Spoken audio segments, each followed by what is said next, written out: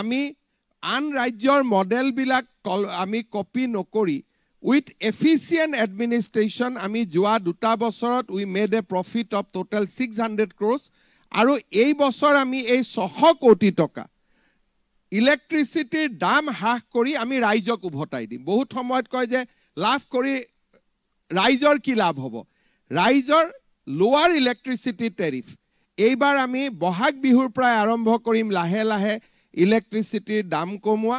50 পইচাৰ পৰা 1.5 টকা আমি লোৱাৰ মিডল ক্লাছ যোনে অন্তত 150 মেগাৱাটলৈকে 150 ইউনিট খৰচ কৰে তেওঁলোকৰ বাবে এই বছৰ আমি 1.5 টকা মাচুল হ্ৰাস কৰাৰ আমি এটা লক্ষ্য বান্ধিছো আৰু যদি এই ধৰণে আমি প্ৰফিটত থাকো 2026 চনতো আমি আৰু 1 টকা কমাব পাৰিম। Then Assam tariff will be very comparable হৈ যাব with the other state। এই বছৰ আমি ভূটানত যাওঁতে ভূটানৰ চৰকাৰৰ লগত আমি আলোচনা কৰিছো অৰুণাচল চৰকাৰৰ লগতো আমাৰ আলোচনা চলি আছে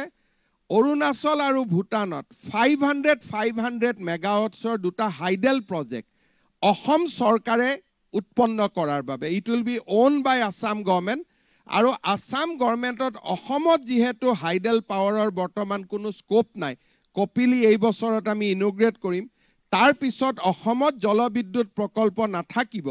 সেই কাৰণে আমি ভাৰত আৰু ভূটানত ৰাজ্য চৰকাৰৰ ইলেক্ট্ৰিচিটি বোৰ্ডে দুটা জলবিদ্যুৎ প্ৰকল্প নিৰ্মাণৰ দিশত আমি আগবাঢ়িছো 100% electricity will come back to Assam সেই ধৰণে আমি এটা নতুন বিকল্প গ্ৰীণ পাৱাৰৰ ক্ষেত্ৰত আমি আগবাঢ়িছো আমি আন ৰাজ্যৰ মডেলবিলাক আমি কপি নকৰি with efficient administration আমি যোৱা 2 বছৰত we made a profit of total 600 crores আৰু এই বছৰ আমি এই 600 কোটি টকা ইলেক্ট্ৰিচিটিৰ দাম হ্ৰাস কৰি আমি ৰাইজক উভতাই দিম। বহুত সময়ত কয় যে লাভ কৰি ৰাইজৰ কি লাভ হ'ব? ৰাইজৰ লোৱাৰ ইলেক্ট্ৰিচিটি টেৰিফ এইবাৰ আমি বহাগ বিহুৰ পৰা আৰম্ভ কৰিম লাহে লাহে ইলেক্ট্ৰিচিটিৰ দাম কমোৱা 50 পইচাৰ পৰা 1.5 টকা আমি লোৱাৰ মিডল ক্লাছ যোনে অন্তত 150 মেগাৱাটলৈকে 150 ইউনিট খৰচ কৰে তেওঁলোকৰ বাবে এই বছৰ আমি 1.5 টকা মাচুল হ্ৰাস কৰাৰ আমি এটা লক্ষ্য বান্ধিছো আৰু যদি এই ধৰণে আমি প্ৰফিটত থাকো 2026 চনতো আমি আৰু 1 টকা কমাব পাৰিম। Then Assam tariff will be very comparable হৈ যাব with the other state। এই বছৰ আমি ভূটানত যাওঁতে ভূটানৰ চৰকাৰৰ লগত আমি আলোচনা কৰিছো অৰুণাচল চৰকাৰৰ লগতো আমাৰ আলোচনা চলি আছে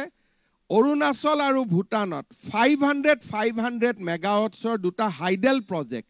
অসম চৰকাৰে উৎপন্ন কৰাৰ বাবে it will be own by Assam government আৰু আসাম গভৰ্ণমেণ্টত অসমত যেহেতু হাইডেল পাৱাৰৰ বৰ্তমান কোনো স্কোপ নাই কপিলি এই বছৰত আমি ইনোগ্ৰেট কৰিম তাৰ পিছত অসমত জলবিদ্যুৎ প্ৰকল্প নাথাকিব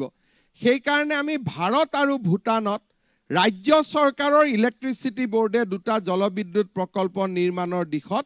আমি আগবাঢ়িছো 100% electricity will come back to Assam সেই ধৰণে আমি এটা নতুন বিকল্প গ্ৰীণ পাৱাৰৰ ক্ষেত্ৰত আমি আগবাঢ়িছো।